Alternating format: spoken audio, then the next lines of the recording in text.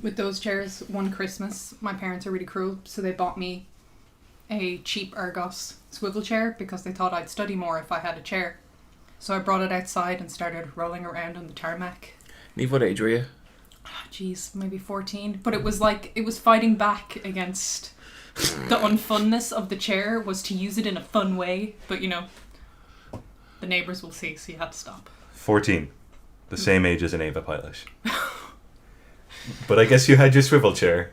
I remember when I was about 11, my parents bought me a game called Word Shark. And it was a video game about learning to spell, because I was really bad at spelling. And they thought the problem was that I didn't have a video game that taught me how to spell, not the dyslexia.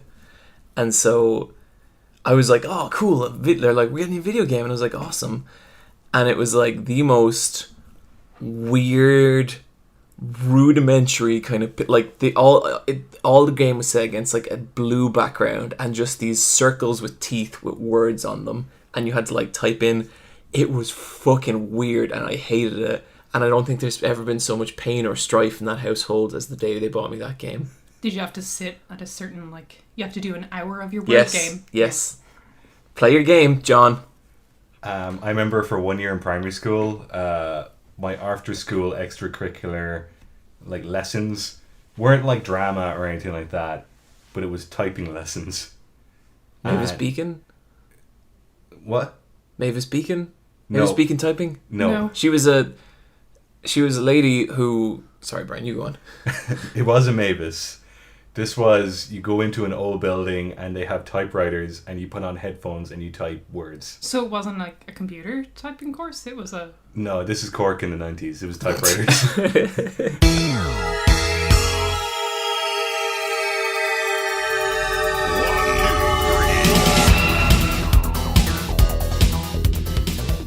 Welcome to the Let's Fight a Boss cast. It is Friday, September 2nd. Yeah.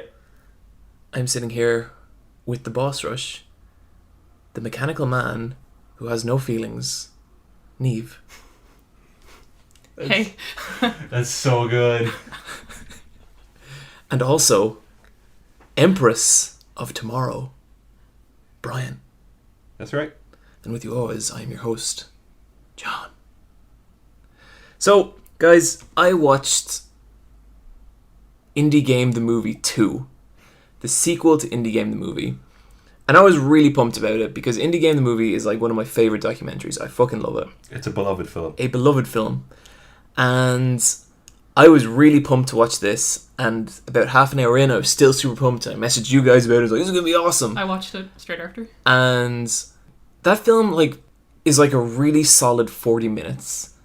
The only problem is it kind of keeps going after that. I felt like it gets into all this interesting stuff about what happened to guys after the events of Indie Game the Movie, and then it gets on into all this really interesting, internet hate stuff and how, they were treated and how Phil Fish kind of fucked himself and all this kind of stuff. But then it just kind of keeps going, and then it just starts looking at other indie game developers, but they're not given enough time to build up a story, and it's yep, he's talking about his video game. How do you guys feel? You both watched it, right? Yeah. Yeah, kind of the same. I think I know the guy you're talking about who made the iPad game with the planets. Yeah. He was really weird inclusion in it because they were all talking about how much time there was 5 years, 4 years, and how it just kind of consumed them. And this guy was like, oh yeah, it was awful. It was 5 months out of my life that was really hard. And it's in comparison to everyone else, it really felt out of place and kind of shoehorned in there. And I felt that's maybe interesting to someone who knows that game, but that was so not the appeal of the first one. I could show my parents Indie Game the Movie and they'd be into it. I don't feel like I could show them the second one, That felt like a little advert for his game. Yeah, totally. It was kind of oh, maybe I should look at that. Yeah. It was definitely just... They have the aftermath footage and all the B-roll of the games that didn't make it into the original film. Yeah. It really felt like that's all it is. I have no interest in playing Spelunky, but I like the guy who made Spelunky. I just thought it was real interesting that he explains why he made the game, and he explains his algorithm for the roguelike generator that he has for making the maps. I thought that was really, really interesting. And the way he wanted to make a platformer, but you couldn't go left or right, so he instead decided, how about you just go down? Yeah. Like, it's a really, really simple Yeah, solution. it was cool seeing how like it was all blocked out in the grid and everything. And showed him at the game jams and everything. Like, he just seemed like a really, really nice guy. Yeah, he did. But he's in the movie for like 15 minutes. Yeah. I kind of wish there was more of him. I really like that guy. And less of Phil Fish. Yeah.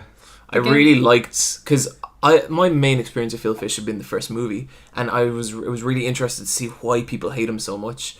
And man, after that first conference where he's like, Japanese games are trash, you know, and like I feel like every point he made was valid, but he did it in like the most dickish way possible. But even then, it was the Braid guy. What's his name? Jonathan Blow. Jonathan Blow was the one that actually like was more articulate. Clarified. Yeah, and clarified. What he thought. And that would have been a few months after the most recent Zelda game, Skyward Sword, would have come out, and that game is just, it's not fun to play. It's the first bad Zelda game. It's got 45 minutes of like unskippable tutorials. Yeah. Like it's not what a Japanese game should be. No. The movie did a great thing where it talked about the controversy about this. Then it let Phil Fish explain his side, and he was kind of really downplaying it. And then they were like, okay, here's the full interaction. Yeah. And then you're like, you're an asshole. How can you downplay that even with hindsight and seeing the video? That was so cruel. I think Fez was done. He was a success. Thought he was invincible. You know, but he was just a dick. Like, Thank you for excellent movies. And I'm a freelance game programmer. And in this movie, you were inspired from Super Mario and Metroid and Rockman. I am so proud of it, and as a Japanese. And my question is, and what could you tell me recently Japanese? What do you think about the recently Japanese game? Is it what is about Japanese games that inspired us? Recent. Most recent I'm Japanese sorry. games. They suck.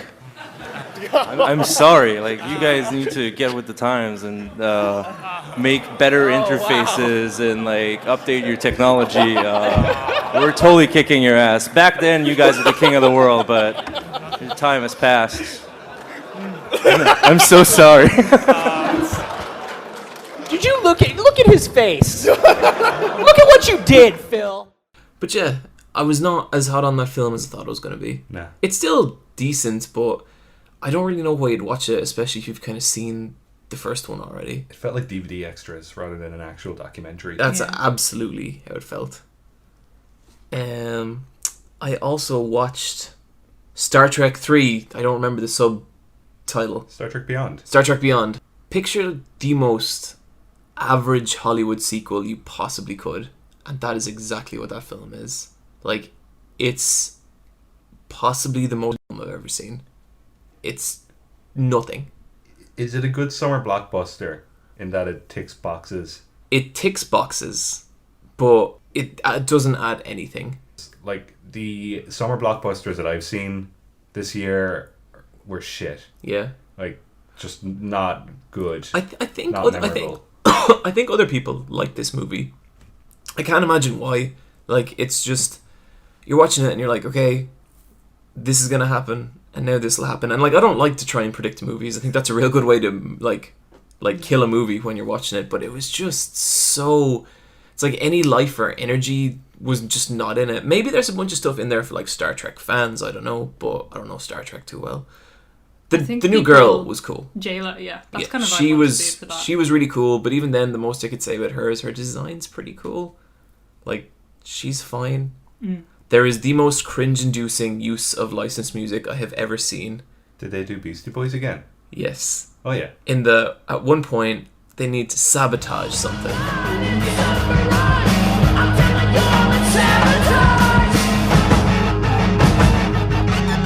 And so Sabotage starts playing. But they used that song in the first movie. Did they? Yeah. Oh man. When it shows Kirk as a kid and he's joyriding. And You see, it's a callback to the first movie It's in like this new trilogy. It's like poetry, Brian. It rhymes. But like, you know how something, like, you know how in the Edgar Wright movies he has a reference to cornettos, Yeah. but it's a different flavor of cornetto in Shaun the Dead, Hot Fuzz, and End of the World. Yeah. But In the first Star Trek, they use sabotage. In the second Star Trek, they use body moving. And in the third Star Trek, they use sabotage. Where the fuck's Heart Attack Man? Use Heart Attack Man. Have Captain Kirk get a heart attack. Why didn't they use intergalactic? For fuck's sake. Yeah, but it's just, I don't know. It's really not a good movie. Like it's not bad. There's nothing awful in it. Everything in it's like a solid 5 out of 10. But to me, that's like the worst kind of movie. Like, I wish they had swung for the fences and made a piece of shit that I could at least get excited about. You know. But yeah. What I did watch, however, that was amazing, was NXT TakeOver Brooklyn, WWE Developmental League, and I am so full blown back into wrestling right now. I'm so excited. This is the best thing ever. I don't want to go on about it too much because I know people don't listen to this for wrestling, but for God's sake, just check out Asuka versus Bayley. If I showed you I watched the fight. What'd you think? You're right, it's emotional. It's so good, isn't it? So good. It's a really good fight. Yep. And it's like the way they build it up, and like, I don't want to say too much, but people should, if you are at all interested in wrestling, totally check out that. It's NXT TakeOver Brooklyn. SummerSlam was really good as well. Wrestling's getting really weird because no one can tell what's real and what's not anymore. Is John Cena still the main guy? So John Cena had a wrestling match at SummerSlam against AJ Styles, who's the new big bad guy. Yeah. And John Cena could not beat him. And for like the first time in fucking ever, a heel beat John Cena clean. And he's so upset. And he sits up at the ring, like he sits up in the ring like after the match, and he takes off his little armband that says never give up. And he leaves it in the ring, and he walks away sad to silence. Oh shit. And AJ Styles is such a good heel that the next night on Raw, he had the never give up headband around his head, and he was like going, "I'm John Cena, I'm John Cena," and all the good wrestlers were like, "Shut up, AJ." I'm gonna stop talking about wrestling now, but wrestling's really good right now, guys, and the women's division's fucking amazing. There's so many good wrestlers. There's also a female wrestler called AJ, isn't there? Oh, yes. Yeah. I think she's called AJ or something very similar. She was involved with CM Punk. Okay. Romantically. And then CM Punk got fired on their wedding day. And how about Paige? What's she doing? Paige is still floating around. Right now she has been she's been suspended for a wellness violation. Which means that Paige might have gotten into some of those wacky steroids. Paige. Yeah. Me and Brian know Paige because we found her in a Channel 4 documentary like 4 years ago. Yeah, and she was like 17, 18 at the time. It was crazy. And they were doing like auditions for wrestling, but it was in like a secret location, so they had to like...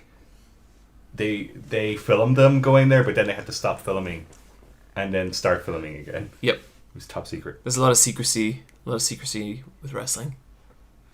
But anyway, with that, we are going to move into our strategy talk.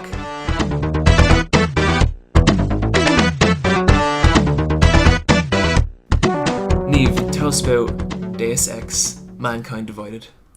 I finished it today. Really? Wow. Yeah. Congrats. 25 to 30 hours. They don't give you a timer on it, which I hate. Yeah. I don't like when games don't do that. They just give you a date and the current time played. It's good, but I think it's good for Deus Ex fans. Right.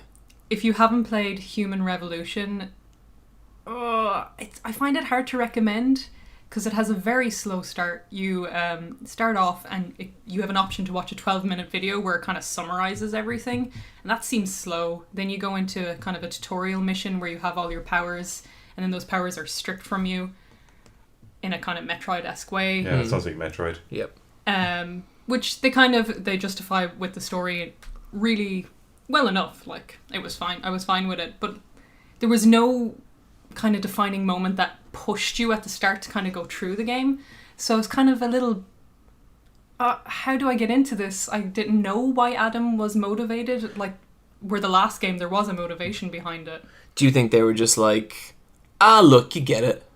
I think it was part of the game design being made at some stage and the story being made separately and kind of working them in, because there's a few things that kind of give me that idea. there's a mission later on, and you get a decision to either break into a bank or save a woman who was a bomb maker. And they're there are two options, and one mission gets cancelled depending on the one you take. Right. And if you take the bank mission, they're like, oh, Jensen, you have to break into a bank. That's shocking. I had already broken into that bank in a side quest. And he was like, you expect me to break into a bank? And I was like, I've done it. Everything's cleared. The cameras are off. Like, it's done. Oh my god. So that was like such an oversight. And that mission couldn't be done after that main mission, because before you get to that main mission, they go, all your side missions will be cancelled if you don't finish them before this point in the story.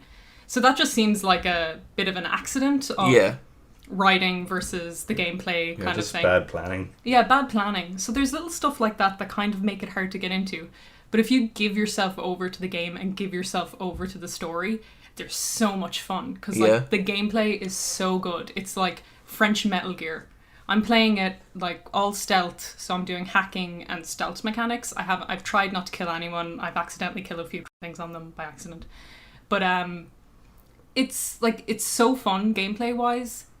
And then the mini missions, the side missions are really entertaining. The level design is great. Like, as I said, going through that bank, they just told me there's a CEO on the top floor and you need to find some information in her office. I had this entire bank and it was up to me to figure out how to get up there. And it was crazy. It took me like 3-4 hours to get through everything. And from the sounds of it, that's a mission that you might not necessarily even see. Yeah, I didn't have to do it. That's really cool. Cool. Yeah, there's some really good side stuff in it, and just enjoyable gameplay, enjoyable moments. So what's the breakdown of, like, say, story stuff? Because to me, Deus Ex always seems like a real story-heavy thing. It is. That's where it breaks down, because it's set in Prague. And it's set in this world where you've split up the augmented people versus the natural people. And they're really trying to sell you the story that being augmented means you're disenfranchised. You're like, my apartment's now in the poor side of town. Which now, if I'm not mistaken, in the previous game, were Augs not something that rich people had? Yes. By choice, but working class people had it as well for labour. Work for like factory workers. Right. Factory workers and say like hired mercs were given augmentations by the company they worked for to make it the work easier. Just to improve their abilities. Yeah, So they carry more stuff. And like, is there much of a visual difference between like the Augs of the rich people and the Augs of the poor? No, in this world, that's the biggest problem. This is 2 years after the first game, and in the first game they established that rich people get Augs, or companies augment these working class people. And then in the space of 2 years after the Aug incident, where that's when all the Augs went mad because someone flipped a switch and they attacked people, they're now trying to say the whole world is segregated. And it's segregated to the point where there's actually infrastructure. Like when you get on a train, there's an Aug line and a natural line. If you get in the natural cart, once you get off, a cop will stop you and ask to look at your papers. So they're really like, this is a like separated world. That sounds a little on the nose, is it? It is on the nose, but it's also, it doesn't deal with it much, nearly. Is it more just like, here's how things are? It's kind of, it's a backdrop to stuff, but kind it's of like Bioshock weak Infinite backdrop. with race. Yeah.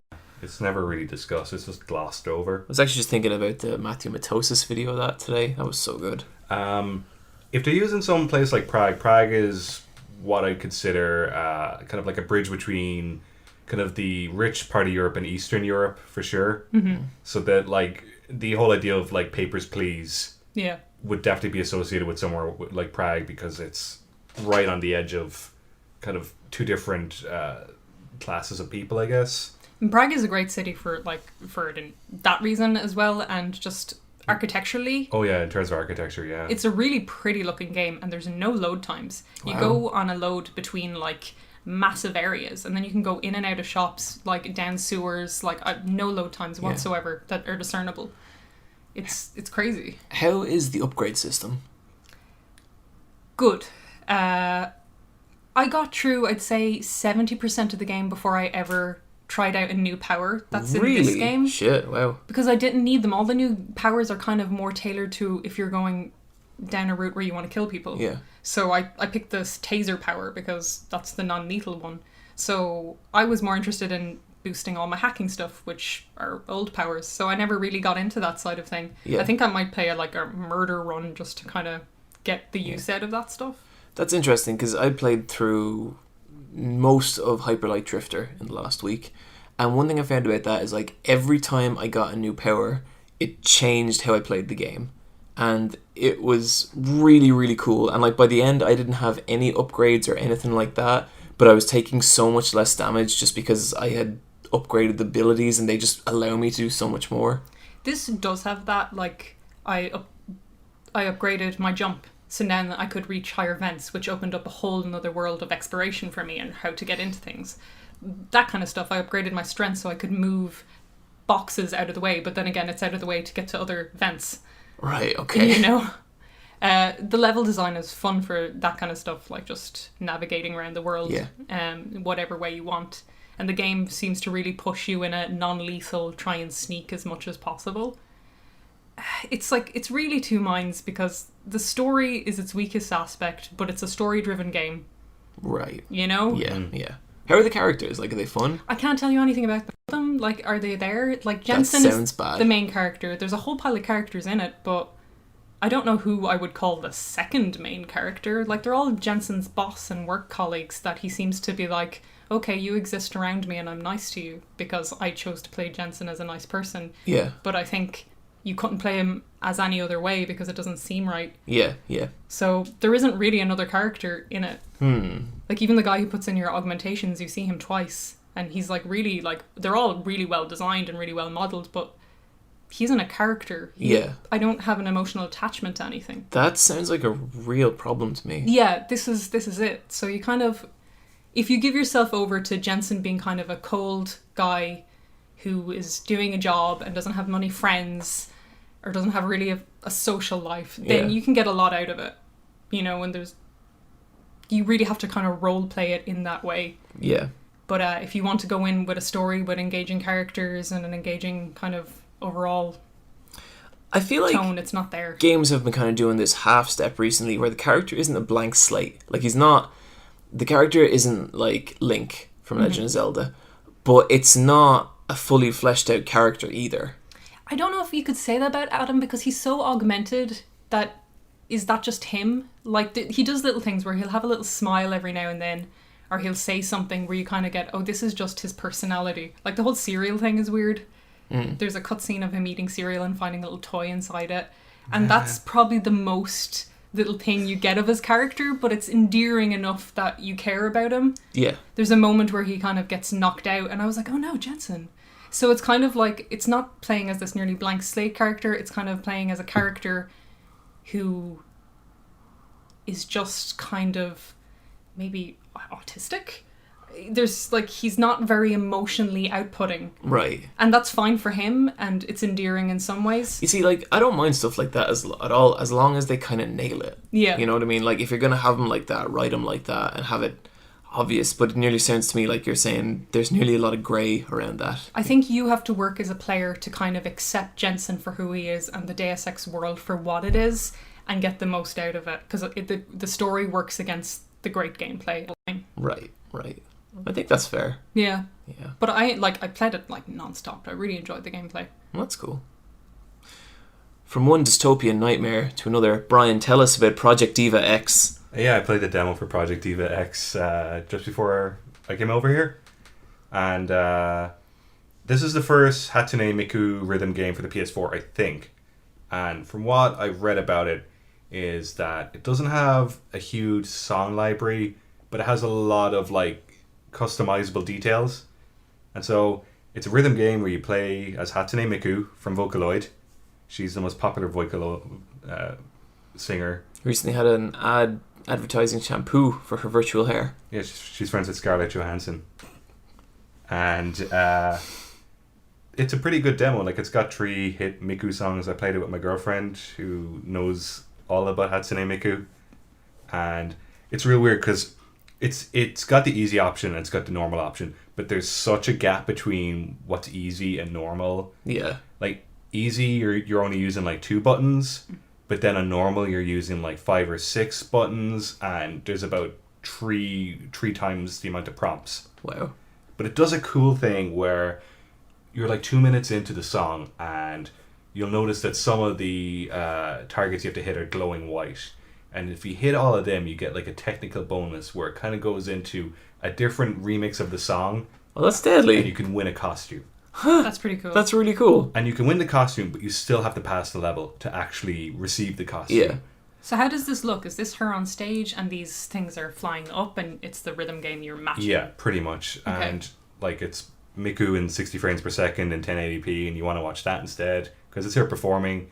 And the more you customize her, it'll always reference that animation on top. So like towards the end, we had her with like a monocle and a harmonica thing around her neck, and like a cool plug suit. Oh, deadly. Yeah, and it's got another feature as well where you could do a live show, and so you select 3 songs and you select your costumes for the songs, and then it has a live audience with glow sticks. But you can't see the audience with glow sticks. Yeah, you can. Yeah. But it looks like a real Miku show. Like she's really there. That's cool. But it's kind of like half waifu game, half rhythm game. Yeah. I think that's what the people want. Oh, yeah, that's totally what the people want. Yeah, it's €45, but I guarantee it'll go on sale very soon. Yeah, I've got a few like that I'm kind of keeping my eye on. Yeah. And Brian, you also beat Hyper Light Drifter. Yeah, I did. I really, really like that game. It's one of my favorite games this year. Fantastic game. I've been playing it like pretty non-stop for the last couple of days, and I love it. How long did it take? I took my time with it, so it took about 7 hours. I think like I'm about the same, and I'm just about to fight the last boss, and I think I could easily spend like another 5 or 6 just exploring the world and figuring out all its weird secrets. Yeah. There's one ability you get that makes the game like way easier. And I was fighting the final boss and it took me like 20 goes. And then all of a sudden I realized I could do this one trick because of an ability I had, and I beat the boss like right away. I think I'm okay with that because the difficulty level on it's pretty brutal. Yeah. Like you get messed up real fast if you're not paying attention. Is Yeah. there difficulty modes? No. No. Okay. But it's not too hard either. And anytime you die, you usually just get sent back like 5 seconds. Yeah. Like, Is it harder than Fury? Or Fury? it's easier than Fury. Yeah, Okay. way easier. Way easier. They have a trophy on PlayStation for you to beat the game without dying once. So, like, it is possible, and it is in the game design that you could actually... I think if Beat I the was game. to replay it, I could give that at least a decent shot. Yeah, same. Because, like, you'd know the easiest... It's like, there's multiple... Well, not multiple routes through the game, but you can do the game whatever order you want. And so there's definitely bosses I wouldn't fight straight away. Like, I'd get the shotgun straight away, because that thing's amazing. Yeah, the shotgun's really good for clearing out a lot of enemies at once, I guess. Yeah, and just, goddamn, what a polished game. Like, everything about it just feels so good. So that's made in a software called Game Maker, isn't it? Which is mainly used for kind of like simple platformer, Yeah. like pretty much like clones of Mario games, that Yeah. kind of thing.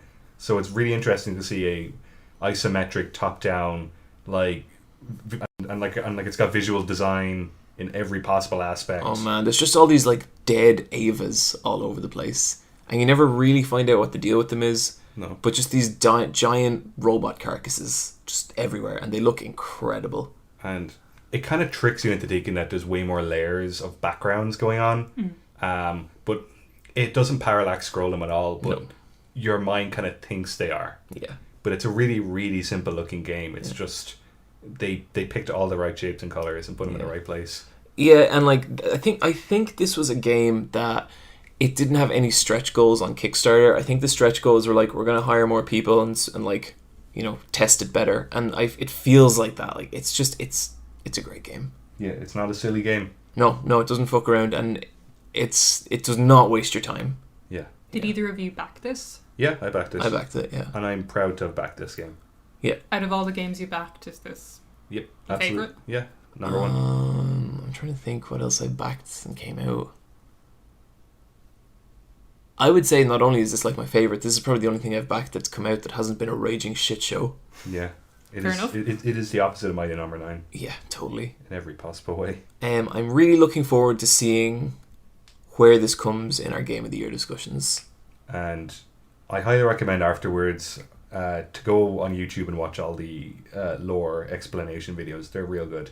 I kind of just want to spend a while just fucking around in the world, because you know the way, like, you can pretty much, there's like collectibles in the game, and they're pretty hard to find, but you need to find them to progress. But you can, I think you can beat the game with half the collectibles. Yeah, it does the same thing Fez does, Yeah. where it's got like so many artifacts, but you only need 50% to get to the boss's door. I'm pretty happy to go back and look for more. And I'm never like that with games, but I really, really like everything about this game. Yeah. I spent some time with Bravely Second Yeah. after Neve's recommendation last week. And that is a really fantastic little RPG. I feel like I have all these problems with RPGs, all this stuff where I'm like, I like RPGs, I like anime, I like, chilled out times with games, but there's all this bullshit. And every time I kind of come up against something like that in Bravely Second, it's like, okay, look, we know you don't want to grind, so now you can play the battles 4 times faster and auto battle, so you don't even have to press any buttons. And it just does all this shit, and it's like, yeah, that makes sense. And then sometimes I'm like, the difficulty here is kind of shitty because I'm over leveled, and they're like, we'll just change it to hard for this one section.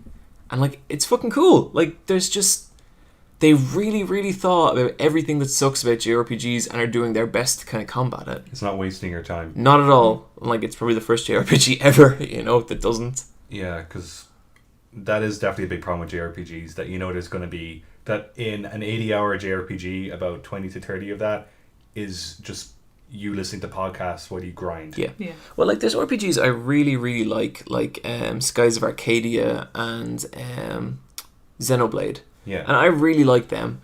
But when you load them up, you don't know if you're going to get, like, an hour and a half of, like, trying to, like, work your way through some obscure puzzle while, like, you get into random battles, or you're going to get, like, really good cutscenes and a good boss battle. It always just feels like a coin flip. Every time I've turned on Bravely Second so far, I always enjoy my time with it, And, like, a lot of that's down to the good design, and then, like, a lot of it's just, like, it's just such a beautiful, charming little world. Like, the characters are really fun, the story's really fun. It's really weird. Cuchulain's in it. Cuchulain's an Irish legend, and they pronounce him wrong. They say he's Cuchulain, and he's girlfriends with a scary ghost. Yeah, that checks out. Yeah, and he's also a minotaur for some reason. Nice. Oh, Yeah. well, yeah, like ancient Greece. Yeah, sure. But I need to, like, I'm only like 2 or 3 hours into it, but so far, man, it's great. It's really cool. I really like the job system. Yeah, the job system's great. Yeah. I'm about 15 hours into the first one. It's really interesting because it's like the best homage to RPGs of a past time, but it plays, like, every aspect you're like, oh, here's the obvious RPG thing, like, it's about crystals, and anytime you think you're getting into an obvious territory, it really takes a spin on it. Like, there's a self-sacrificing female character in this who's the Bestial, and she's just like, I have to self, and the main character's like, hold up, no you don't, like, and 3 hours into the game.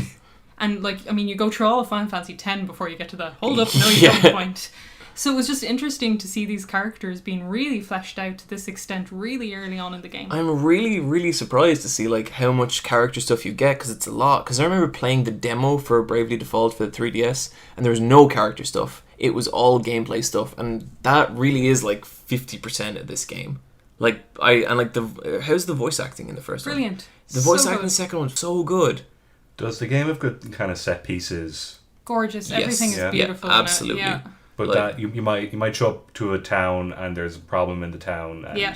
you're roped into it. I showed up to a little old man's house because he has to make me a new dress, and I went outside and there was just a fox sitting there, and I clicked on the fox and he was a merchant, but it's just this angry looking fox being like, hey, what do you want?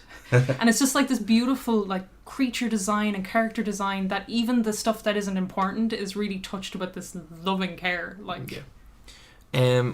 Like, say Brian, like, I had to go through, like, a scary forest, and then once I did, I started getting, like, attacked by this, like, weird doll, and had to figure out what the story was there. And then it turns out it's like the doll is like kind of part of one of the bad guys, and then you find out a little bit about the bad guy's story, and then you fight her, and then by beating her you get her job, you can turn into a wizard now. But then you see her go back to the bad guy of Bravely Second, whose name is Kaiser Oblivion. Okay.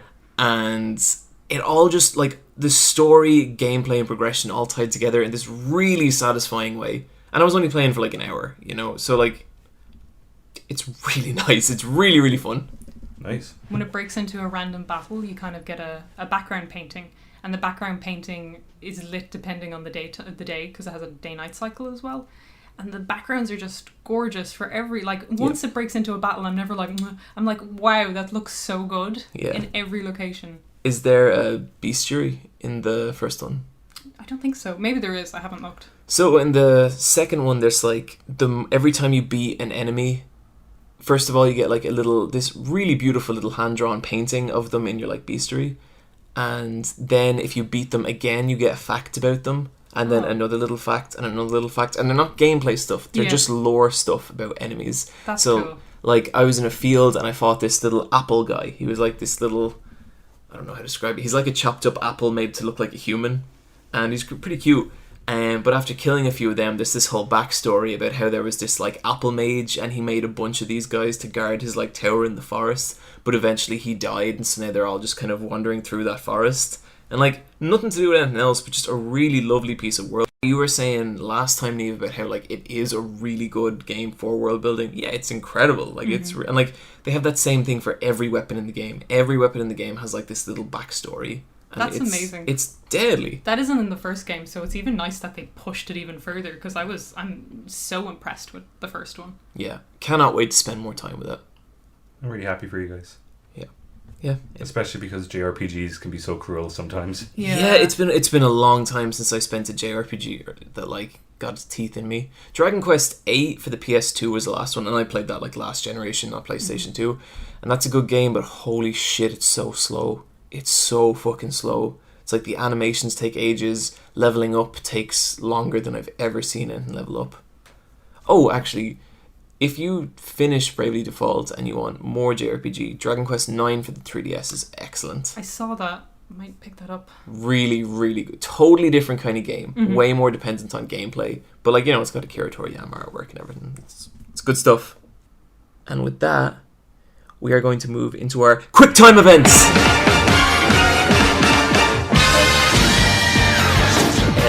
So who's pumped for Metal Gear Survive? Yeah! Sequel to Game of the Year last year. I'm really, really interested in a wave-based shooting game. Yep. I don't know how they're going to make it work in that engine. Like, that engine's really good for stealth, but not particularly... Like, I never felt really proficient at weapons in it. Or like doing like a big kind of wave of enemies, like with the... Cause actually, when I think about it, the worst missions in that game were wave-based enemies. Yeah. It's going to be interesting to see, like... That's the thing. I am so fucking interested to see how this turns out. Like, I just, like... One of the main reasons, like, Metal Gear Solid 5 was, like, mine and probably our Game of the Year last year was just the story behind it and how it tied into the game itself. And, like, even though it's a disaster and it's kind of shitty because obviously Kojima is involved and it's the first Metal Gear that he's not, I still just want to see this shambling corpse of a game. Yeah, but this game isn't going to have any clever nods to the fourth wall. No, it's going to have really stupid ones, I'll bet. They're zombies, the enemies. They have no heads. They have like little beacons coming out of their necks. Yeah. Is that what they are? They have... Some of them have heads with, like, horns. Like Yeah. And maybe that's a callback to, you know, that, like, scene from... scene where, like, Snake has, like, the giant horn for 1 second. Yeah. And these are... So it takes place right after the events of Ground Zeroes, where your mother base was getting attacked, but these guys got sucked into a wormhole, into an alternate timeline where they are infected people and you have to like protect a territory, I guess. I have no... Like, I couldn't draw anything from the trailer except, like, there's a bunch of weird characters. There's a girl with a bow and arrow. Yeah. Do you play as Big Boss, or... No. I don't think Big Boss is in the game. No. So it's just a character select? Is it one character, or is there multiple? You know the end of Ground Zeroes? Yeah. Where, like, the base gets attacked? Like, the story of this game is literally, like, 5 minutes after that happens, a wormhole opens up and everyone gets sucked in. That's the story of the game. So it's who's left in the base. Yeah. Could be... the main character. Because in the Phantom Pain, there are missions where you have to find wandering soldiers. Yeah. And they were original members of Mother Base from 9 years ago that are now wandering the battlefield in a dazed state. Those missions are so weird. And some of them, they can run really, really fast. And one of them, like, has like an ink cloud, like an octopus or a squid, and you have to like keep trying to catch up with him. And I'm wondering, are these the same people that were 9 years in an alternate dimension fighting wave-based zombies? That's a clever way to tie it back in, but I don't know if they would even bother. I think that's just me Yeah. like trying to be clever about something that isn't. Trying to fix the Like, canon. I really want to see a big budget Konami game trying to make sense of this fucking mess. I want to see them put everything into it. I want to see like Konami's best people on it because I'm genuinely interested. I think what we're actually getting is Umbrella Corp's Metal Gear Solid version. Yeah. Is this a full price game? No, it's not actually. I think I heard it's 40. So did you hear about this indie game that Sony has been pushing on its store? Soulbrain, Night of Darkness. I don't know if I saw this or not in the story around when I was looking. It might have been taken down because Sony there's this game on the PS Plus store and Sony have been promoting the shit out of it in their YouTube YouTube channel. It's made up nearly entirely of stolen assets. How did they get to the point where Sony would even... The weird thing is, on the this is store? like the fourth version of this game. Like the fourth sequel in this series. And apparently they're all rampant with the stolen items. There's shields from Skyrim. There's character models from Terra Online. It's really bad. Is it a Western game? I'm not actually sure. I'm gonna look this up online. I'm real curious. I just want to see some images of it. Yeah, it's really fucking weird. Doing some live fact checking right now. Yeah, it looks like any game, really. It looks like any of those kind of, Korean JRPG types. Yeah, it's a third-person fantasy thing with like a fake version of Lightning. That character. Oh, whoa, yeah. That is a character that is a illustration of a character that appears in Terra Online. Sure. But this isn't like a rip-off iPhone game. This is This is a not a full price, like not $60, but this is I think a $20 to $30 game on PlayStation. Has it been pulled? Have people complained? I think so, yeah. But it's just, how did it ever get that far? So then, did you guys see that Battleborn has a new character? I did. I saw that. So It's like a fat guy, isn't it? I have less to say about the actual character itself, and I just thought the headline of Kotaku was just, it was so perfect. It was, Battleborn gets new character, if anyone's interested. Like, what a perfect statement for the state of that game. The character itself is like a little pink bird who talks like Mr. T.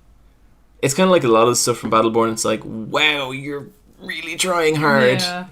It's a mishmash of everything you love. Yep, all those pop culture references. But yeah, I just thought that was funny. If anyone's interested. It's so sad. So much work went into that game and it was just destroyed. It does, but I just feel like there's no coherency to that game at all. Mm-hmm. Especially its kind of visual design and stuff, and it just seems like a lot of really, really talented people worked on it and none of them spoke in the same room. So someone tell me about the Resident Evil 7 story leak. Yeah, got the PEGI rating because the game's out in 4 months. Yeah. Jesus, so really? It's been rated already. When is it out? January.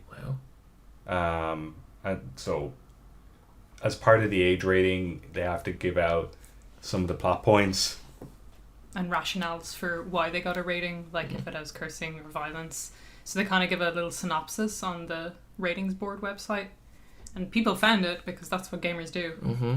So part of the synopsis was, survival horror game in which players assume the role of Ethan, a man searching for his missing wife in a derelict mansion. Contains the word shit and fuck.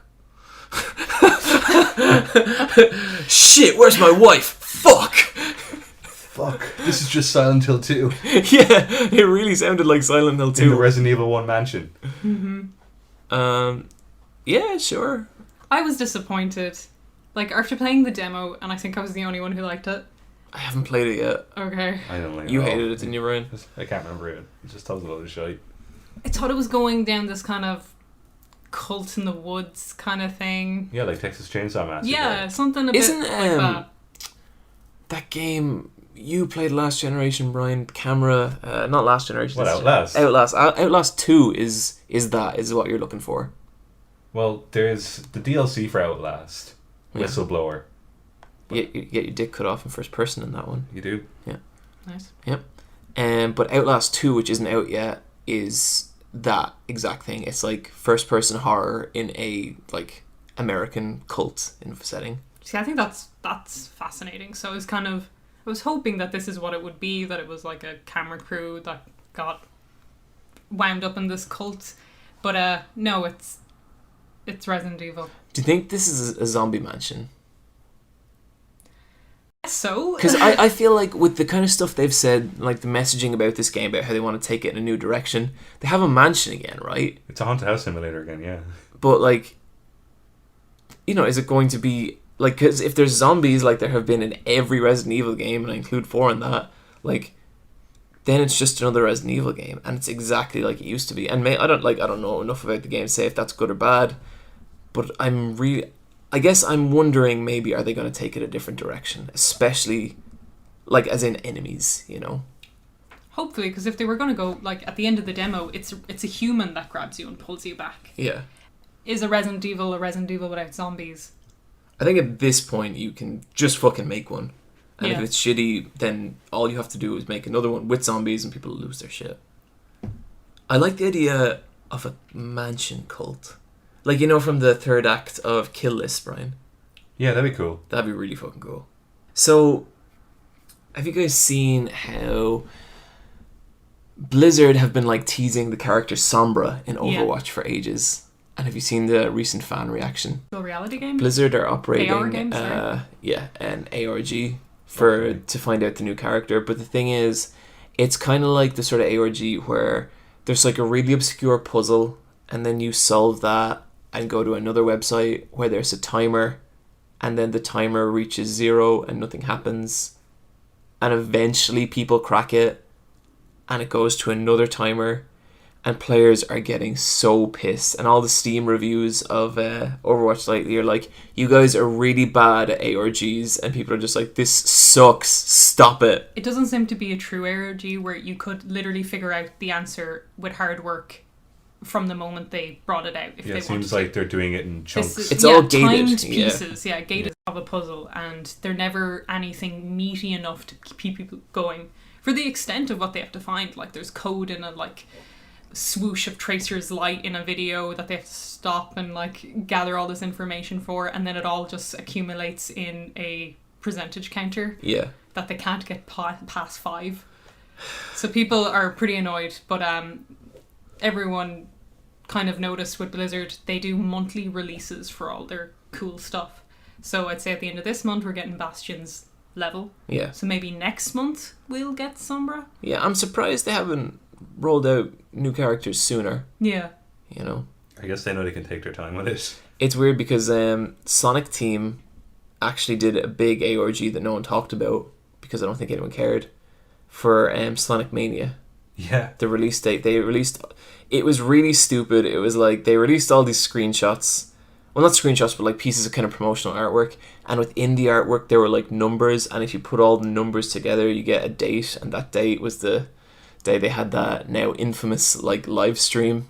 Oh, okay. But it was really half-hearted. I didn't even know they had an ARG for that. But this was a video debunking it, or well, not debunking it, but just like going through all the evidence and analyzing it. But it was on the Sega YouTube channel. Yeah.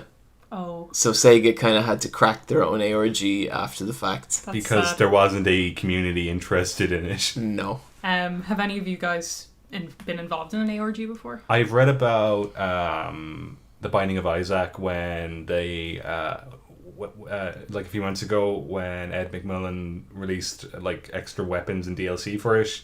He did a lot of that in real life where He did it really clever. Yeah, he hid stuff in bins and buried stuff out in deserts, and I'd say there's like 20 hardcore fans out there that like met up in real life and found all the clues. I think the final step was you had to go to a phone booth and dial a certain number, and as soon as that happened, like, Ed McMillan flipped a switch and the game updated for everyone. That's pretty cool. Yeah, like stuff like that's really cool, but I think you know, ARGs are kind of getting more popular. And for anyone who doesn't know, that's like a augmented reality game, and it's the kind of thing where it's like there's all these clues, and a lot of the time it involves going to the world and, like, you know, going to a particular location, finding code, putting that into a server, all this kind of stuff. And I think, like, you know, it's starting to gain steam as like a legitimate marketing tool. But, you know, you're having all these cases like with Blizzard and with Sega where they just don't know how to use it at all. I was involved in a really big one a few years back. Really? It was for the 9 Inch Nails release of Year Zero. Oh, that's a really famous one, Yeah. yeah. Yeah, it was on a flash drive last summer, wasn't Yeah, it? at gigs there was flash drives left in the toilets and stuff. But if you were part of the forums at the time, all users were involved, and they were also doing, like, it was a fake resistance. It was called Art is Resistance. So you had to create art for it. So I did a piece for it, and it was published in a paper in Texas somewhere. It was really weird. It was really cool. But at the end, it was like it showed all the forum members' activity if you were captured, if you were deceased, and like if you were just murdered. So it was really interesting. What were you, Neve? I was uncaptured but unknown, so it was good. But it was a really good time, and it was really fun. They were Yeah. really good games. That channel we talk about every now and then, Nightmind, that is a big ARG channel. And actually, he recently set up a Patreon, and if he gets past a certain point in his Patreon, I think it's like $800 a month, he's going to donate the rest of his money to helping people set up ARGs. That's pretty cool. That's Yeah, really fun. Nightmind's a cool guy. Yeah, It's- because it is a nice idea for community, because it has that perfect blend of staying indoors but also going out. yeah, and like it's kind of a fun, weird conspiracy thing. Like, I know there's one ongoing right now. I'm gonna butcher the name of this, but I think a year or two ago at one of the PAXs, there was this booth that was empty, and I think the name of the game was Kill Screen, and all you could do was put in your information into it, and it would play like this really weird video of like a bloody eyeball or something, and then it was linked to a Twitter account, and the Twitter account doesn't respond unless you give it very specific commands, and then it'll start responding. And people have started to realize that depending on what it likes or doesn't like, it's actually kind of communicating in a weird way, and no one knows what it's about, but it's going to be a fun one to watch. If I can find the story behind that, I'll link that in the show notes, because it's pretty cool. Cool. Yeah. Next up, we have. Oh shit! We have the PS4 Slim leak. So, which one of us was saying it was you, Neve, wasn't it? Yeah, so this originally, how this all happened is pictures of this new slim PS4 appeared on Gumtree in Manchester. Gumtree, for anyone who doesn't know, is kind of like Craigslist, but it's a UK and Ireland version of it. And this guy was selling the supposed PlayStation 4 Slim, and a guy bought it, loaded a few more pictures, and Eurogamer verified the information by going to his house, putting it on, and yeah. I the thing just was real. fucking love that they went to his house. They were like, okay, asshole, let's fucking see. They're like, where's a nice place in your house where we can take some better photos? Yeah, it's always grainy, shitty photos of these things. Yeah. So another one appeared in the wild, so there's an unboxing video up. Oh, really? I didn't hear about that. Originally Eurogamer did their own little video from the guy's console that they went to verify, but they got a cease and desist from Sony, because Sony has a conference coming up on the 7th of September where they're expected to announce the Slim as well as the new Neo, which is the updated one. But a few more of these PS4 Slims have found their way into the wild, and a girl got one and she uploaded a unboxing video, and we've got a few more details on it, which I will let you know now. You get a new controller, so that's the biggest thing. Oh, wow. The biggest difference between this controller is the light bar on the front now has a strip on the top. Yeah, it like bleeds over onto the touchpad. Right. So that you can check what color you are by looking at the controller right away. Because some games, the colour is different for specific reasons. Yeah, Right, if you're right. player 1 or player 2. Yeah. And sometimes I've had to check the colour, and then you turn it over and then this big bright light hits you in the face. Yeah, and you're like, yeah. nah. So I guess, yeah, reasonable addition. There's no optical port. A optical port is for an optical cable, which is a subwoofer soundbar. Okay. I have one of those, but I plug it into the television. Yeah. Yeah, that's I what think do. a lot of people just plug it into television. Yeah, there's no need for it. because the sound goes through the HDMI anyway. Like I know some people, they just want like to be 100% sure they hear every single like bullet clip fall on the floor, I guess. Yeah. Bullet shell. So they like to have the sound outputted through their PS4, but that's crazy. So no optical port, a slot for easy hard drive replacement, which is cool. Yeah. Labeled power and eject buttons, which are physical buttons. Yeah. I hate the way the buttons are now. Yeah, the touch ones. The ones on the launch PS4 are awful. Yeah. On my Metal Gear Phantom Pain PS4, they're buttons, and it's way nicer. That's way nicer. That's a really nice PS4. And the design itself, it's all matte. It seems to be not much smaller, maybe about 20-30% smaller, with rounded corners. It looks nice, but the PS4 itself is a nice console. Like, the PS4 is the nicest, for me, it's the slickest console going. Anyway, like, I like the Xbox S as well. So it's not much smaller. It doesn't have 4K output like the updated Xbox S has. Yeah. So it is just really a slim version of the PS4. Yeah.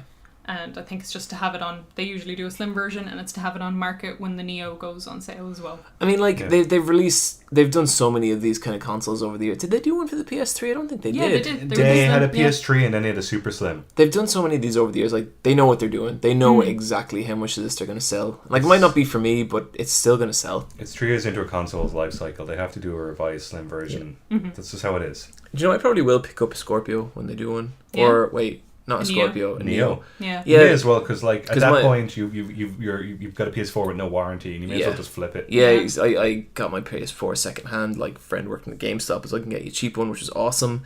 But I always get nervous that I don't have a warranty for it, so I might trade it in. Get a Neo. I feel like my one, when I was playing Deus Ex, it sounded like it wanted to take off. It was very noisy. Yeah. And very warm. Yeah.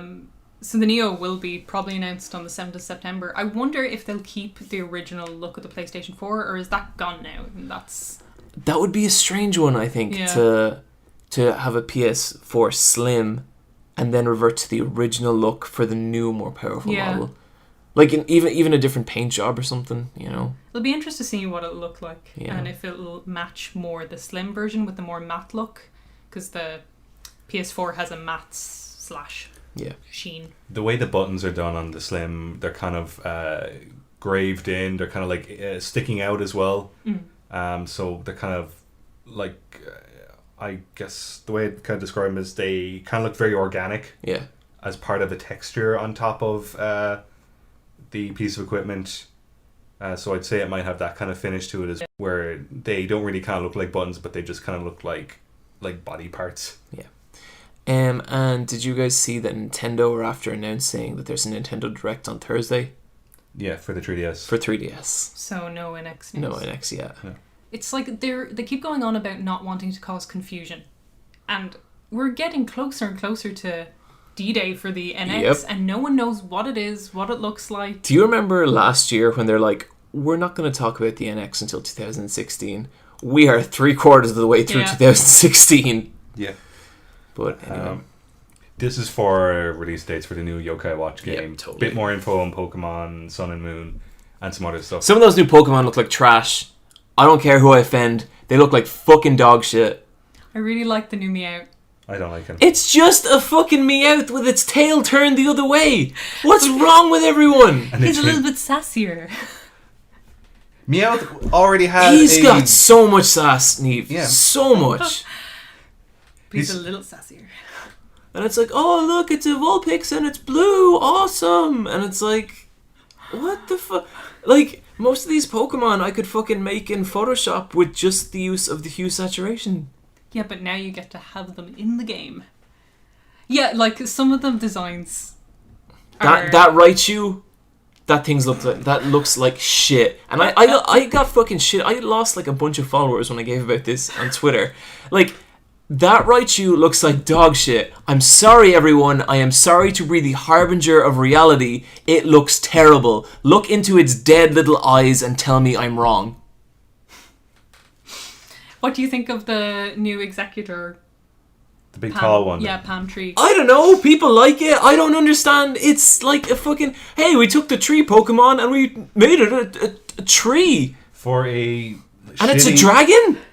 What? He's dragon type, sure. It, I really hate Executed and Executor. Like, even his episode in Pokemon was shit. that is actually the worst episode. Yeah, like, he fucking sucks. So I'm kind of glad it was a meme for July to have that fucking thing going on. It's like, you know that shitty vendor at all the Irish cons who sells all the bootleg Dragon Ball Z toys?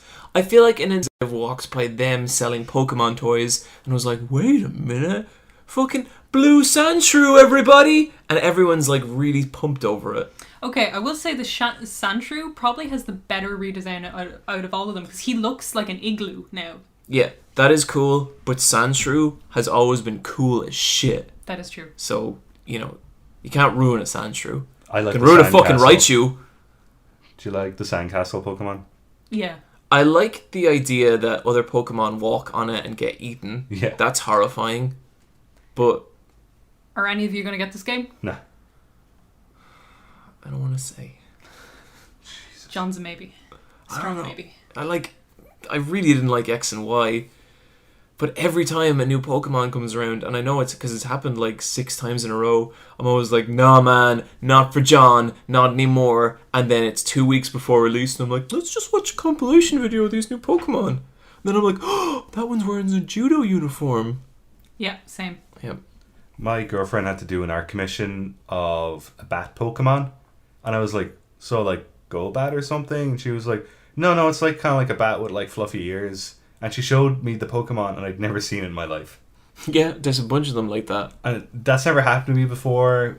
Like, usually I have enough knowledge to know that's an official registered Pokedex Pokemon, and not like someone's fan art of like what could be a Pokemon someday. That happened to me for the first time in Black and White when there was this Pokemon and it's like a giant like Easter Islands looking face with a big mustache. Oh, Nosepass. Nosepass. You ever seen Nosepass, Yeah. Steve? Yeah. And it just came up and I was like, what the fuck is going on? It looked like one of those bootleg Pokemon characters. Like, you know, when you go to on holidays to to a Spanish island, and they have a bootleg Pokemon cartridge, and that's what the Pokemon in the game looked like. Yeah, it's like a photoshopped Dennis the Menace head and they're like, look at this new Pokemon. Yeah, like here's Calvin and Hobbes during the game. But have you seen like Here's a this Smurf. Pokemon and it's like a circular rock that floats in the air for this game? Geodude? It's not Geodude, no. It doesn't have a face. And it was really fun. Announced that with like all the fucking blue Vulpixes and shit, and no one talked about it because it's the most forgettable Pokemon. It's just in another existence. Venonat. It's worse than Venonat.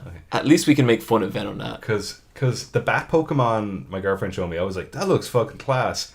But it could have just been like a Digimon, or it could have just been its own thing from its own anime. Like, Yeah, it totally. didn't need... It was so... It could have been the mascot character of any anime. But That's what I feel that's Yeah. better about the design for this game is like I think with the last generation they went a bit crazy. They made the garbage Pokemon, the ice cream Trubbish is Pokemon. great. I like Trubbish. Oh, the ice cream Pokemon's deadly. I had one. He was called John Jr. I just- Yeah, I don't Frostlass think is they're cool. like they look fine, but they don't seem iconically like Pokemon, you know? Yeah, there's a kind of coherency lost. Yeah. But where I feel like the ones that they're releasing now and even like the new ones and the kind of redesigns of the older ones, they seem to be going down a more kind of simpler, kind of more iconic shapes with I guess them. so, yeah. And the fact Which that are they're kinda kind of like- Hawaiian island vacation Yeah. themed definitely helps. So it's like they're looking less like crazy Digimon and more kind of simpler, cleaner Pokemon. That fucking Infernape, that thing's a Digimon. yeah. Yeah. That's just a Digimon. But yeah, I don't know. I'll probably complain about it till it comes out and then buy it. I don't know. Like, Maybe isn't the Blaziken day- in Digimon? Probably, yeah. Probably. I think Blaziken appears in Digimon. Like, it's basically the same fucking thing. The day it comes out, I'll walk to the shop and I'll get angry that I'm buying another Pokemon and I'll buy Yokai Watch 2. Fuck this. Please do. I really hope Yokai Watch 2 comes out here Yeah. this Christmas. So the last item on our docket, and I thought, hell, let's make this our final form.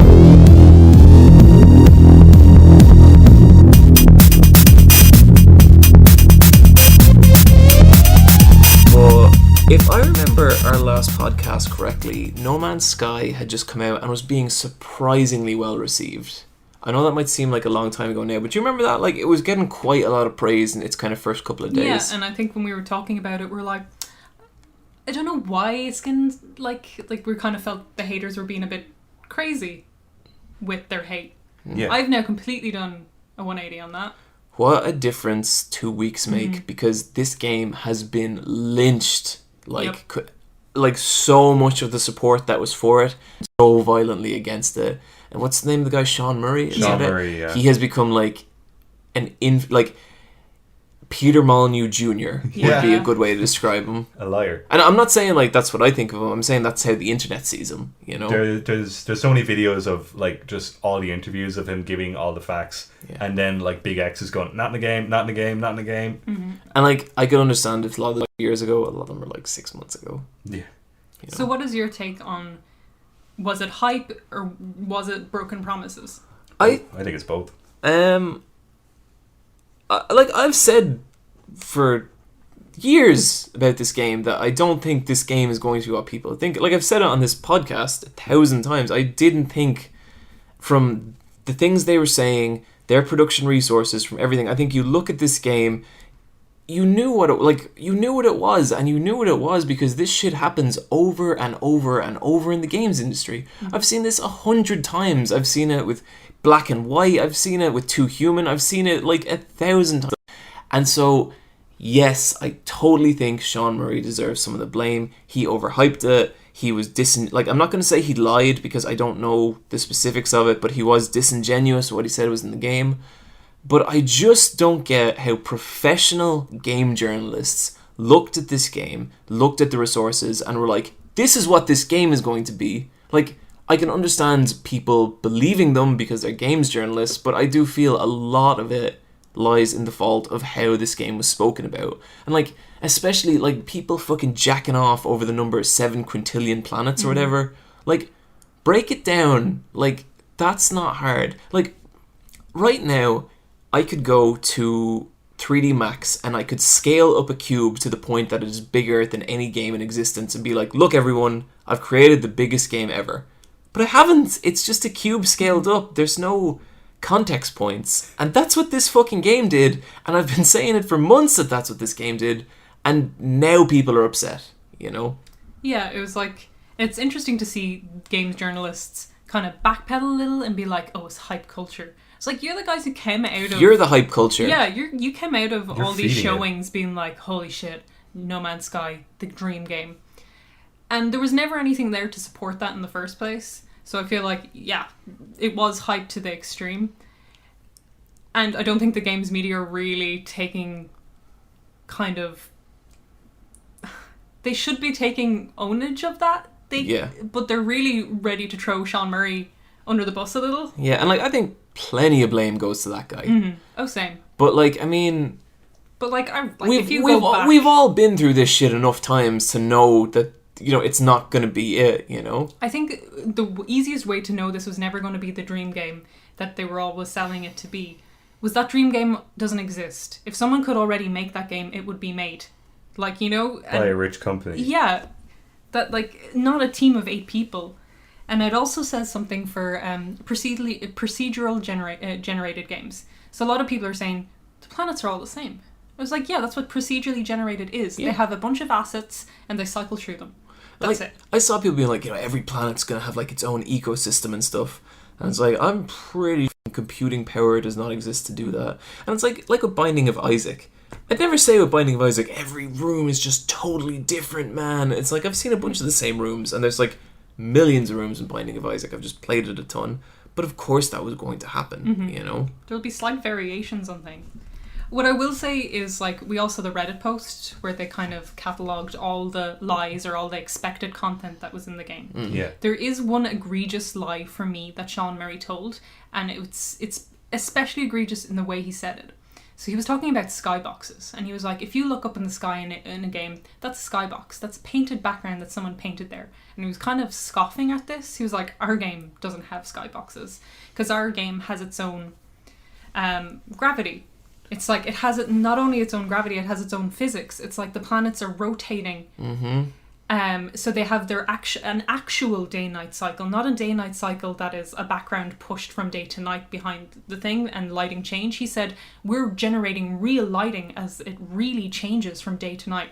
Obviously in the finished product, that's not there. No. So the implications of that was the closer you get to the sun, the more desert planets you would get, the hotter it would be, and the more like volatile they would be. That is not there. Like that's a lot of gameplay promises he did make.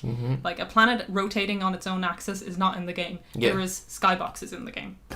And it will go from day to night and back to day again. And that's just because we're orbiting around a sun, like a real sun. So that's kind of cool. It's, normally we would be in a level designed by artists and things You like that. see this shit again and again. Like, I remember with the Dark Souls 2 trailer and the Watch Dogs trailer, like, the lighting was different. And, like, the lighting is way better in those trailers. Look, I don't begrudge them for that. Making games is fucking hard. I totally understand that shit gets lost in optimization. And I don't think anyone is sensibly going to be like, okay, we're going to play down the graphics for a trailer because in case it doesn't end up like that, because they want to build hype and stuff. That's a league apart from what happened here. The clips I've seen of it, all the planets to me are, it's a red planet with green and orange or green and blue plants, and it has an orange gradient on the red ground, and like very, very bright blue water, and the shittest looking spore creatures. Yeah. As the wildlife. And, like, I suspect this is probably an interesting game. Like, this game is probably pretty interesting. If you separate the game from the hype, I bet it would be a curious experience. I don't think it would be an especially good game. Nothing I've seen to me implies that it's going to be, like, really, really engaging or anything like that. But I bet it would be the kind of thing... It'd be like a Blues and Bullets thing with Uni, where you download it and you're like, oh, this is interesting, Keep in mind, Blues and Bullet was €5. €5. They are looking for €5, and they for this delivered thing. everything. That is kind of the shocking thing, because that's the complete counter argument to people being like, well, look, it was only made by 8 people. They're charging $60 fucking dollars for it. I don't give a shit how many people it was made by. And it's like, this was a game where we never saw gameplay footage. Like, people kept asking, what do you do in the world? Oh, you explore. How do you explore? Like, it's first person. Like, do you have guns? And these kind of obvious gameplay aspects of how you explore a game were never answered. And it's just a resource collecting game. And even then, it's not a very in-depth resource collecting game.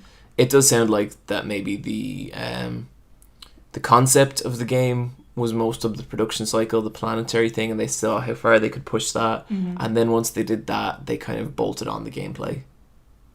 That's not how you make a good game. No, but to be honest, I don't think procedurally generated makes a good game.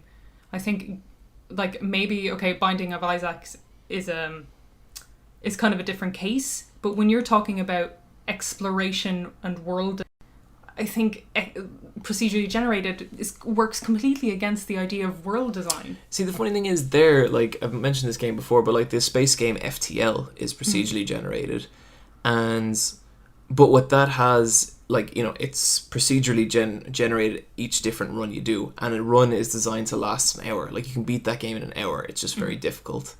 And that has like a load of different races, a load of different situations, and it's not so much procedurally designing the universe as it is designing like the weird story you go on that time. So the first time I ever played FTL, I ended up completely stranded in space, with just like a space dog, and all the rest of my crew were dead, just me and a space dog floating aimlessly in space. And that was cool.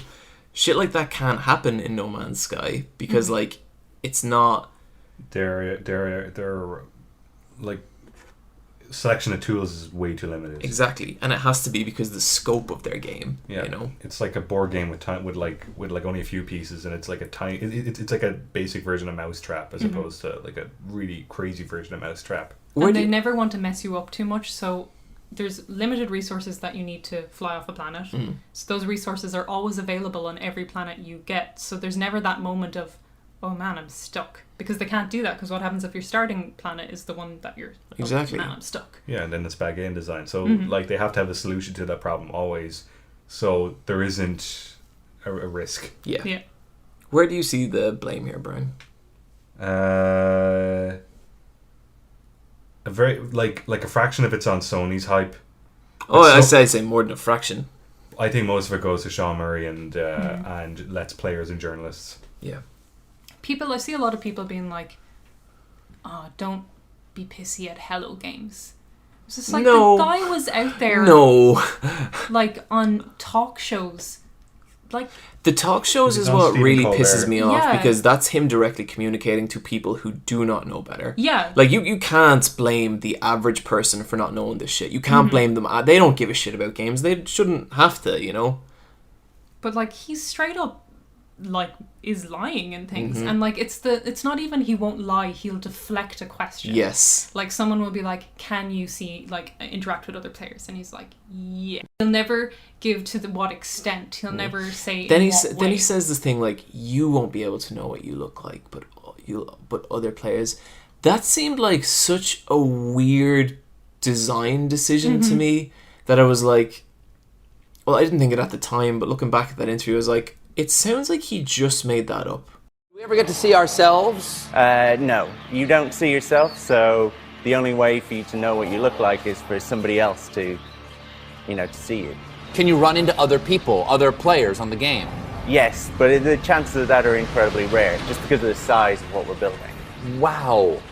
Like, I think so many people wanted it to be so many things, and instead of being like, no, it is X, Y, and Z, instead of doing that, because it would take away like from people's hype, I guess, he decided to play coy a little with the game, and that's not what you do with gamers No. and with people who are giving over €60 for your product. And especially when you say, like, this game is limitless. Like, I guarantee at least 10% of the people who bought that game on launch were like, oh, we'll see how fucking limitless this is, you know? 30 to 50 people who just hours, want to isn't it? dig To all the reach way this- to the bottom. yeah. Yeah. He just I really wish he just said it's Minecraft in space.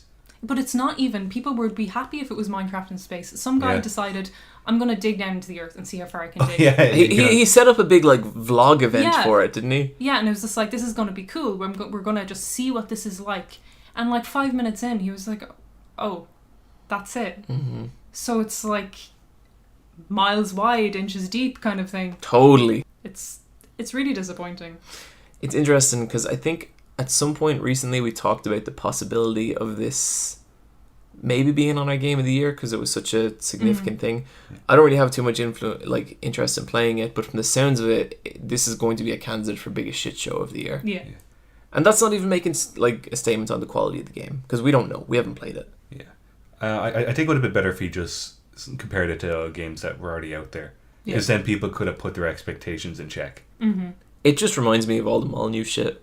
Yeah, for sure. Like, that's even looking like even his cadence and Molyneux's are so similar in interviews because they'll try and deflect to points and then get really passionate about what they're deflecting to, and it's like it's the exact same bait and switch. Did you guys see that Kotaku article today on the GTA 5 community that are trying to blow up a dam? Yeah. That kind of made me think of this because I didn't hear about this. all right, in GTA 5 there's a reservoir with a big dam kind of up in the valleys, and behind the dam is like a very very, very deep reservoir that's trickling out a tiny stream that goes into Los Santos. And there's a bunch of people online, just a bunch of Let's Players who are all kind of around the same goal of trying to blow up the dam because some of the walls in GTA can get destroyed by cars and some of the buildings can, but these are kind of sheds and tiny walls. But for some reason, people kind of got the idea in their head because it's Rockstar that maybe you can like destroy this dam and then you can flood Los Santos. And That sounds really complicated. Now, let's compare Rockstar to it's Hello Games, is that what Yeah. they call it? Like, if Rockstar can't do this fucking feat, why the fuck do you think an 8-person studio can do like A world for you to be lost in Yeah. forever. like you really have to The last game you'll ever need. like, you know how you have these romantic fantasies of like a game in your head and you're just like there's it's completely limitless. Okay, what are games that broke your? What's the game that broke your heart over the years? For what I thought it was going to be. Yeah.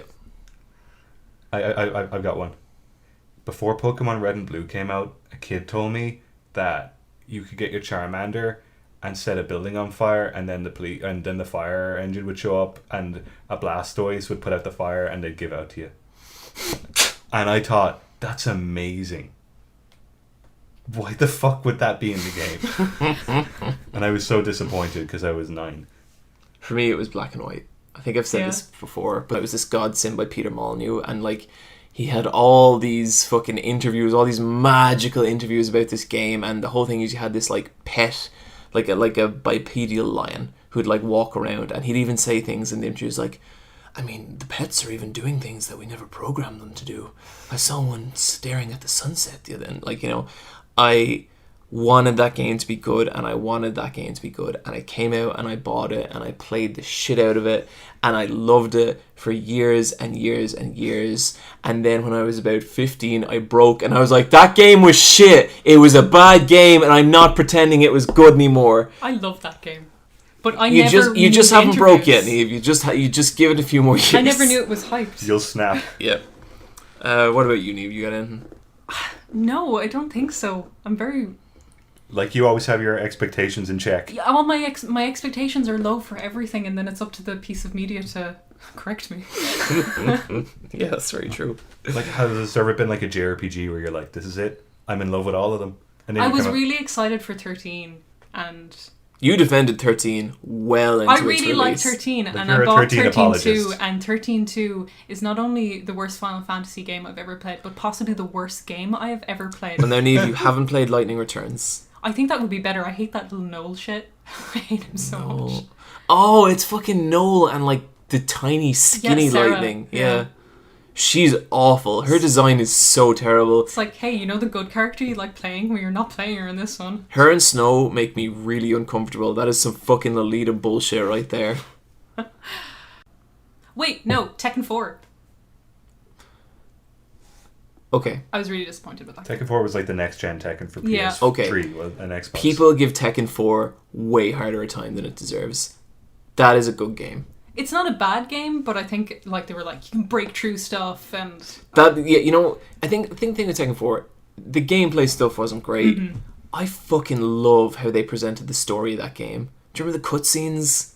And have that guy, and his voice was like, Bravery entered the Tekken tournament. And it was so good! It was fucking incredible! Why is he so angry? I read once that it was like that the Mishima Zaibatsu had killed his family and were now forcing him to like do narration for their game, and that's how it sounds, because he's like, Jin Kazama entered the Tekken tournament, and it's so good. It's so, and like the soundtrack of that game is incredible as well. refunds for No Man's Oh Sky. shit! You know, let's get into this. So people want their money back.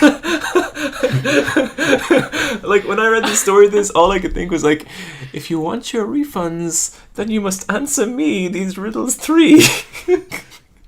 So what it was like, someone wanted a refund for No Man's Sky because he was unhappy about how the game came out, which is, you know, its own conversation. But then they told him that he could get his refund, but if he did, he would never have the ability to purchase No Man's Sky ever again. And he backed down. Was that on PlayStation? I think so, yeah. PlayStation had to clarify and was like, this isn't true. Yeah, because So I just assumed like that he was a could rap. just buy the game at GameStop, and there's no way that they could block just that PS4 to play a disc bait. No, that's stupid. So this went into overdrive over the weekend because there was a NeoGAF thread about how to get your refund. Steam has this policy where you can get a refund if you've played less than 2 hours and you've bought it, like you've asked for a refund within a 48-hour window. So people are saying you can go past this for No Man's Sky, and if you cite the marketing campaign compared to the final product.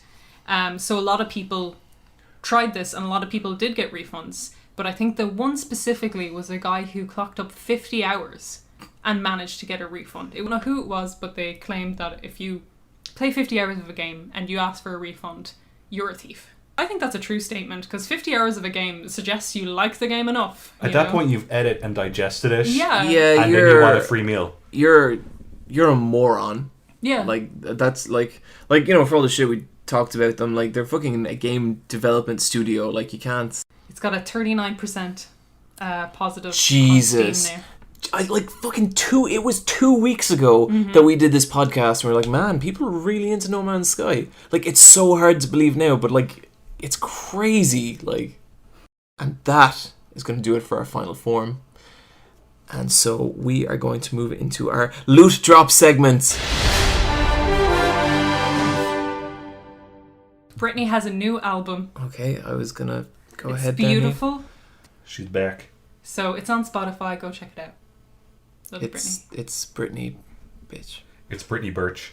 That's cool. She's doing all right. Cause, I don't think she's doing all right. but you know, for a while she was an American Idol judge, Yeah. and that's like that's television. Does her dad still own her? I think she's a happier, freer person now. Crystal Castle's album out called Amnesty. Some good shit.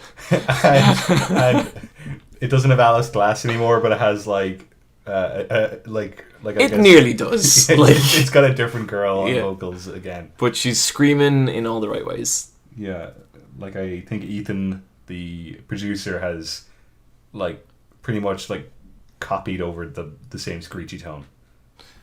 Okay, look. There's a new wrestler called Bobby Roode, and his theme song is called Glorious Domination. And I swear to God, it's the best wrestling theme song that's ever existed, and I want it to play whenever I walk into any room.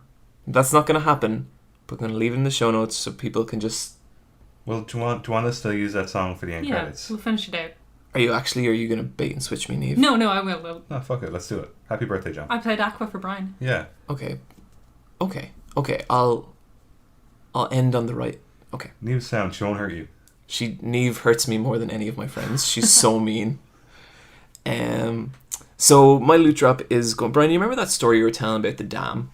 Yeah. I read about this super fucking weird, interesting case that happened in the online game EverQuest. This is also a Kotaku article about a specific thing in a game. Yep. Okay. And what it follows is that there's this boss in EverQuest called the Sleeper. And it's this giant invincible dragon that you can't kill. And you can't kill it because it's a story event. You're meant to wake up the Sleeper and it storms through the land and like destroys everything and kills everyone, and that triggers like the next major plot in the like game's world. So there's all these servers, and people have tried to kill the Sleeper a bunch of times, like a load of different times, and it's impossible. Its stats are just like way too high. And this was years ago. But there was this one server. Well, the three main guilds of that server made a deal that they were never going to awaken the Sleeper, because if they did, what happens is you lose access to another boss fight, and the other boss fight has really rare drops. So it was agreed by like three major guilds that we're never going to do that. We're always just going to keep the world in this like isolated version, until a fourth guild emerged. Oh. And this fourth guild made it clear that it wanted to destroy the server by unleashing the Sleeper. Okay, this is all in the Kotaku article. And so they did that. Before anyone could stop them, and there was like a barricade set up by all the other guilds to try and stop them because they wanted this server to remain the way it was. This isn't a game plot. This is all like real people trying to do something. But they failed. They snuck in, and one of them managed to get through and activated the Sleeper. And so the Sleeper came out and attacked everyone. But the thing is, this had been years after anyone ever tried the Sleeper, and this was such a serious server that everyone's character was min-maxed. And so what happened was this giant battle between the Sleeper and 200 of the server's best players. And slowly, after like a 20-hour fight, they realized they had taken off about 25% of the health. And slowly they were like, oh my god, we're going to do it. We're going to beat the Sleeper. For 20 hours? Yeah, huge fight. And so, finally, they get the Sleeper down to 25% health. You know what happens? It despawns. What? It falls out of the game's world.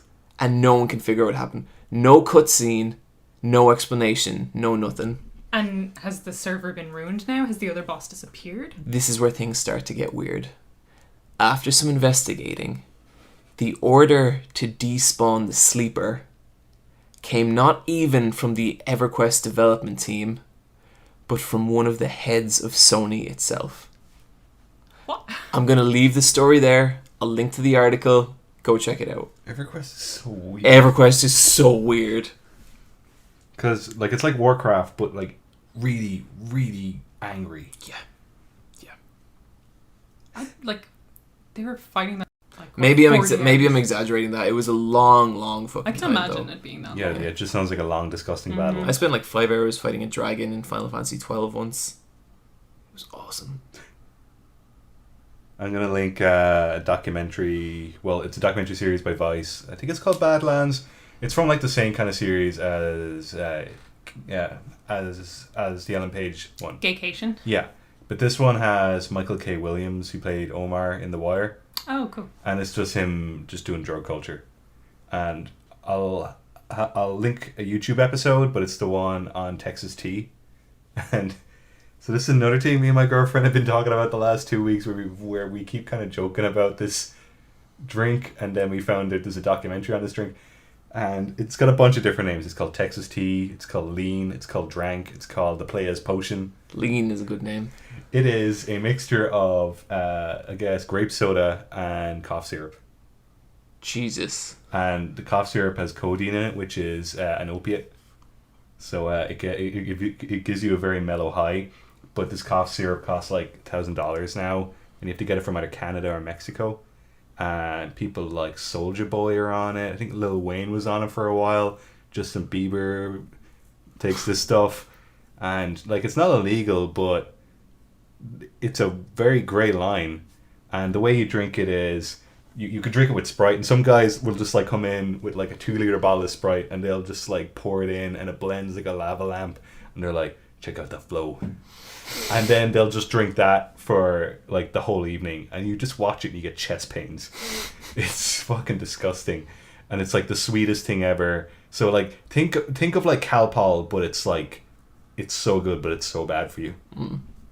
And you put like throat lozenges in it as well, or ice cubes. Is the whole documentary about this drink? Yeah. Weird. And people in Texas, where it's originally from, drink it there, and they all seem like pretty chill dudes. But then there's a community in LA that do it, and they're all wearing masks, and they're very, very aggressive. What kind of masks? Like they have balaclavas, or they have the hoods up, and they have like their voices garbled identities. Like, it just seems way sketchier. And it's Omar, so everyone kind of has a lot of respect for him. And like, I think they kind of keep offering him, but he's like, no, I'm a recovering drug addict. Because towards the later seasons of The Wire, Michael K. Williams kind of got super into the role of Omar, and he said for a few years he thought he was Omar. Jesus. So I think he was like getting like starting fights in nightclubs and stuff, because people would always just go, yo, it's Omar from The Wire. I always wonder about that, about long thing. Kind of just takes over your mind a little. Well, like, I think acting makes you like, crazy. look at William Shatner. Yeah. Yeah, like, he's a good example. But like, it's way worse if you're Omar. Any wrestler ever. Yeah. Yeah, any wrestler. Just even like David for Coronation Street. Where does David end? Like, if you're like on something from when you were like For like 5, 20 years. yeah, up until you're an adult, it's like, who are you? You're one Biddy from Glenroe. What is she now? Guys, that is going to do it for this episode of the Let's Fight a Boss cast. Email us at askletsfightaboss@gmail.com. What is that, Brian? It's askletsfightaboss@gmail.com. Sorry, I was thinking about making a Players Potion. Right. Sorry. That's quite alright. We are the Let's Fight the Boss cast. We are the strongest video game podcast. We are, quite simply, glorious. We are. We're doing real well. Like, there's other websites You out can there. cut that part Yeah, out. I will. Yeah, I get it. Fine. I was going to say that we beat Game Trailers.